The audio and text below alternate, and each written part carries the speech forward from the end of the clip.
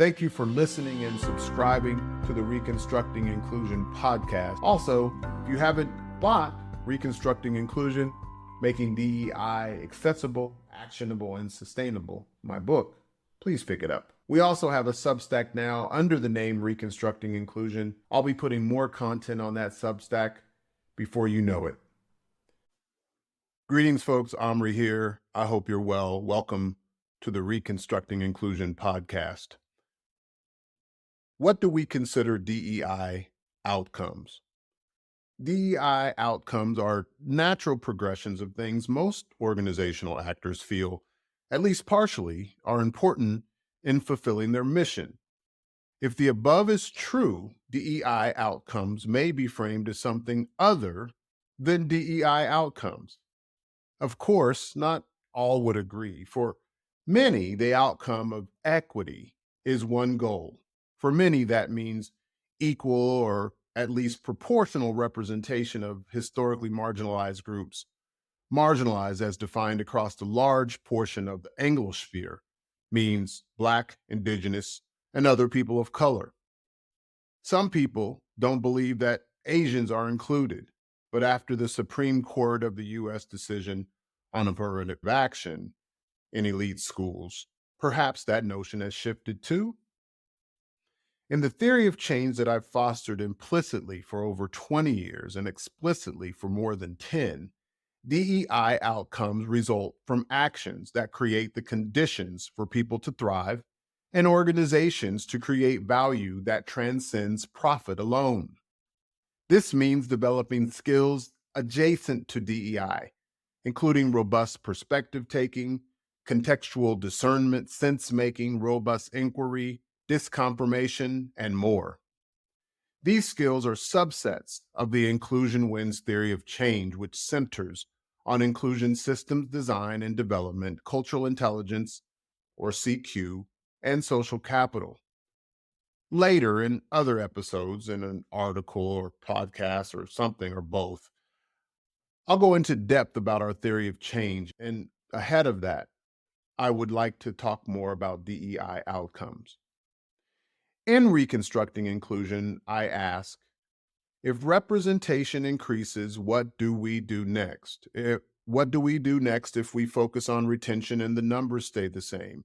If the numbers go up, what do we do next? If our organizational climate and engagement survey data say we are an inclusive organization now, what do we do next? Most DEI work has been about awareness building. Awareness is important. It is also a passive way to divest oneself from skin in the game. What I mean by this, and if you've been around the DEI game for even a short time, you've heard that we cannot find them used as rationale for not filling job roles with people from historically underrepresented groups by race and ethnicity. And in some cases, the numbers of people graduating in certain disciplines from underrepresented groups are low. In other cases, especially in disciplines where there are plenty of entry-level workers who could move in and up in an organization, not hiring quote unquote them is an excuse for maintaining the status quo. Or if they are finding them in lower level roles and not creating the conditions for them to stay and flourish long enough to have the experience, or at least a fully or partially company supported MBA, to move on to make greater contributions. Representation outcomes are fleeting at best. Now, hear me out before this occurs as blasphemous to those who have staked their entire practice on this outcome. If you aim to increase representation for certain groups, it is a laudable goal. Conversely, if you aim to develop the capability to attract, hire, develop, and retain talent that represent a variety of viewpoints, backgrounds, cultures, and skill sets, that's not only laudable, it is eminently better for your business and sustainable as it relates to your DEI efforts.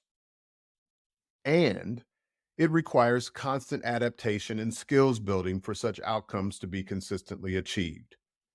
It also requires unambiguous prioritization. When I speak about accessible, actionable, and sustainable in my book, Reconstructing Inclusion, I mean accessible to everyone, unambiguously prioritized, and mission and purpose aligned. Many people talk about holding leaders accountable. It happens a lot. They say it, we got to hold them accountable in DEI. I think this language, while it feels like you're speaking, again, another air quotes, truth to power, the statement occurs, at least to me, as posturing. What you really need to create if you want unambiguous prioritization is skin in the game. To have skin in the game means to have an active interest in the success of something. And if it fails, it affects you in a significant way. DEI work has not been structured, in too many cases, to create the conditions for skin in the game. This particular quote has resonated with me since I first encountered it. Erudition without bullshit, intellect without cowardice, courage without imprudence, mathematics without nerdiness, scholarship without academia, intelligence without shrewdness, religiosity without intolerance, elegance without softness, sociality without dependence, enjoyment without addiction, religion without intolerance, and above all, nothing without skin in the game. This quote is from one of the books, The Bed of Procrustes, in the Inserto series by Nassim Nicholas Taleb. He goes into more depth on this concept of skin in the game in his book, aptly entitled Skin in the Game: Hidden Asymmetries in Daily Life. Taleb illustrates in Skin in the Game in many ways, some more palatable for certain people than others. Taleb has a reputation for being a little bit crass, curmudgeon-y. You can go down the line of words that might be a little less gentle. But two of the examples that resonated most with me is his example of Hammurabi, who reigned as king of Babylon, now Iraq, from 1792 to 1750 BCE. He was best known for his code of laws, Hammurabi's code of laws. Taleb highlights the particular law for home builders. If he build a house for someone and does not construct it properly, and the house which he built fall in and kill its owner, then that builder shall be put to death. Further, if it kill the son of the owner, the son of that builder shall be put to death. Now, this is an extreme, albeit clear example of skin in the game. If risk is taken, it must be equitably distributed. In an organizational context, the outcomes are interdependent with the inputs. The risks held are evenly distributed. If a house is well constructed, the builder is compensated appropriately. If it has flaws, the builder is held to a standard that any corners cut result in an adverse outcome, their death. Or, in the case that a child of the house owner dies, the builder's child will be put to death. As it applies to DEI, it is rare that skin in the game is a requirement. Without it, internal practitioners may be held to account for failed policies and programs. Many simply head to another job, as the average tenure for many heads of DEI is 2 years. My experience is that 2 years is just about where typical DEI training programs and other activities that were not created to lead to capability and capacity building to create what I call skilled operators of the inclusion system have hit their downward slope of penetration in the critical work required to make DEI accessible, actionable, and sustainable commences. It's rare that this happens. This is where skin in the game, or lack thereof, of practitioners and influential organizational actors is revealed. The external consultants, senior executives, and employees at all levels who are necessary to make DEI accessible, actionable, and sustainable can move on to the next client or platitude their way to the next hollow, outcome light activity. Now, I'm not claiming that there aren't barriers that might get in the way of making progress in DEI. And as most define progress to mean increased employment or promotion of people who are part of historically underrepresented groups, missing the mark here doesn't automatically connote a lack of progress. More so, it's an indication of either thinking about the game in a limited scope or not fully understanding the breadth and depth of the game. They also have not understood and accounted for the hidden asymmetries that present themselves in the course of engaging in actions that create the conditions for people to thrive, aka DEI work. Skin in the game is all about risk. Another example that Talib uses is that of a pilot. Commercial pilots make pretty good money. Depending on the airline and types of planes they fly, they get to go to exotic places. And along with the perks of free travel, it's a pretty cool job.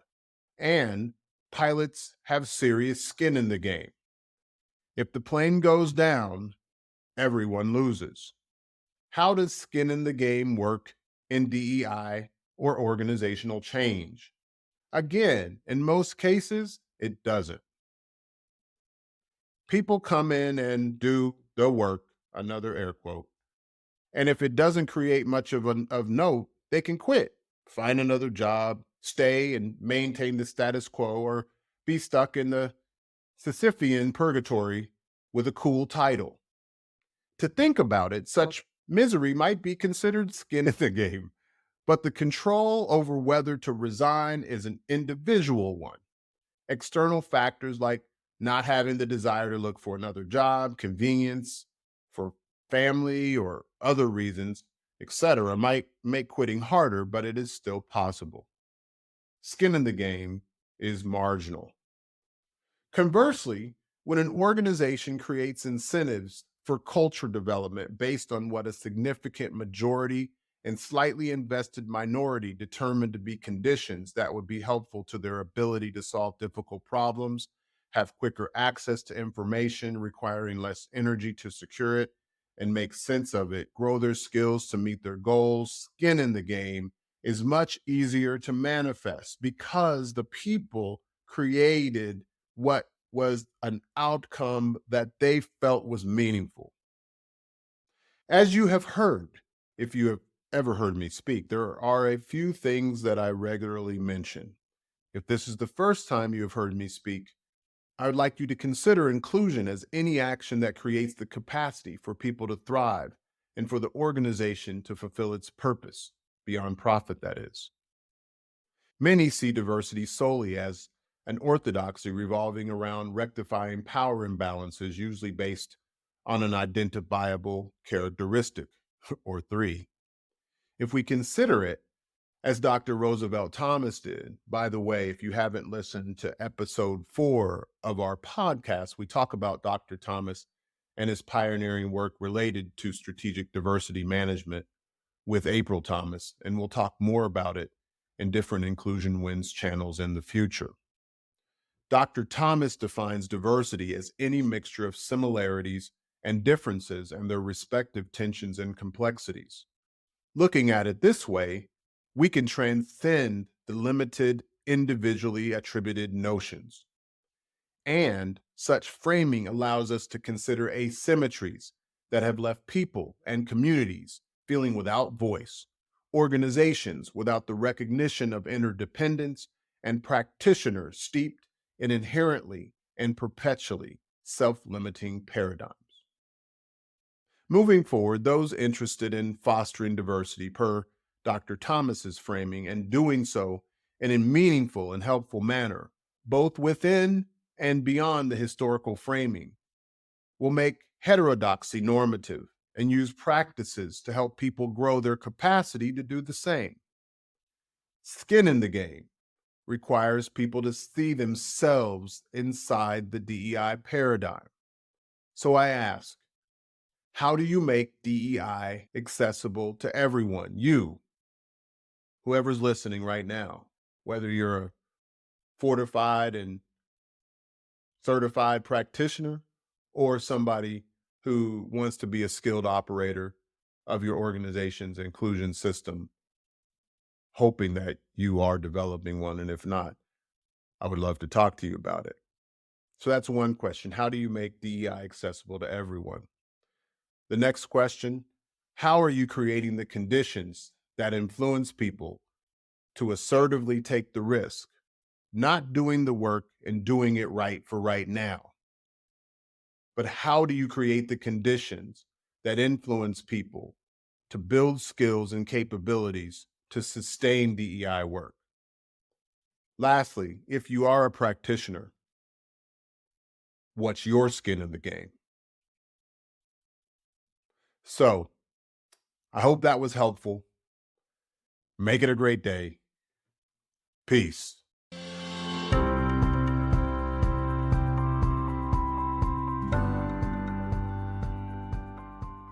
If you are committed or simply a little bit curious about how to make DEI accessible to everyone, actionable, that is, unambiguously prioritized and sustainable, aligned with personal and organizational purpose, hit the subscribe button.